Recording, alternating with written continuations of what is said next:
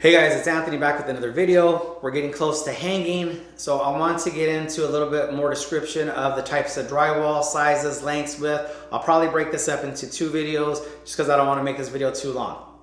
So let's talk about the size of the drywall. So your normal sizes are going to be 48 inches in height and then 8 to 10 to 12 inches in length. So 48 inches in height, that's going to go from your bottom to your top.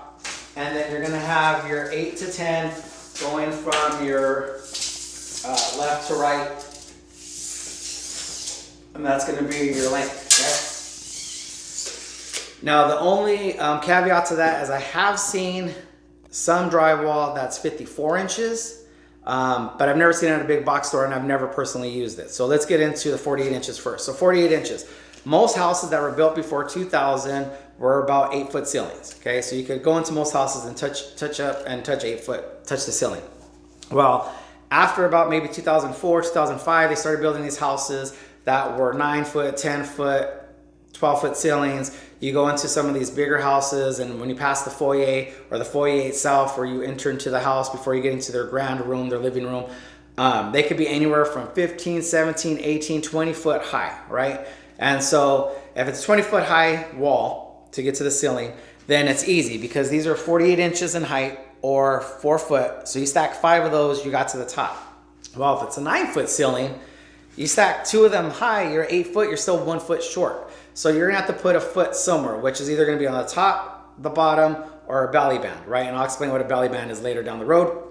But for now, just realize that it's really annoying, right? You're gonna have this extra rip somewhere of drywall or this belly band, and it's just annoying. So they came up with this 54 inch height in drywall. So that way when you stack those two, you have a 9-foot wall and 1 single joint. It's pretty nice. I've never used it that way. I just don't. So the other thing is 8, 10, and 12 foot in length. 8, 10, 12 foot in length. So that's gonna depend on what you're gonna do. So if it's your walls are 8 foot, then obviously get 8 foot, you're gonna go corner to corner, 10, 12, okay? But what if you have a long wall? What if you have a really long wall? So what comes down to is price.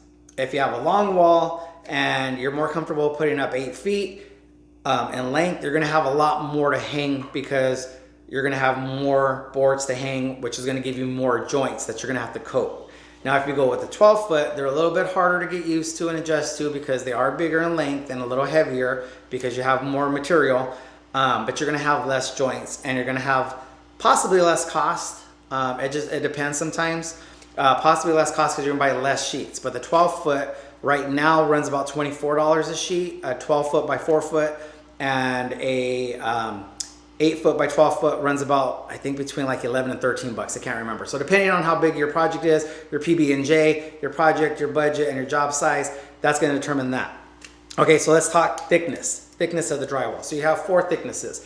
You have 1/2 inch, 5/8, 1/4, and 1/3. 1/2 inch is your standard. Usually that's what you're going to use in residential for both your ceilings and your walls, from what I've noticed here in Texas. Now in California, we only used 1/2 inch on the walls and we use 5/8 on the ceiling. 5/8 is always going to be a standard when you're going into the wall that's adjacent to the home because it's a fire rating. It's a thicker that gives you 1 hour fire rating. So you have your cars, gas, paint, other materials that some people leave in their garage.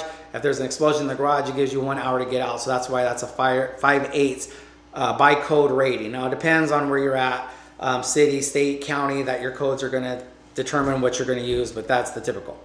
I've also done 5/8 on ceilings because it's a soundproofing, right? So you have upstairs, the 5/8 kind of muffles that sound a little bit. Sometimes we've put 2 layers of 5/8 and that helps it with the sound also. 1/3 and 1/4 usually for things like mobile homes, modular homes, because it's a thinner product, it's a lighter, there's a lot of movement in those, so that's why they'll go with the thinner.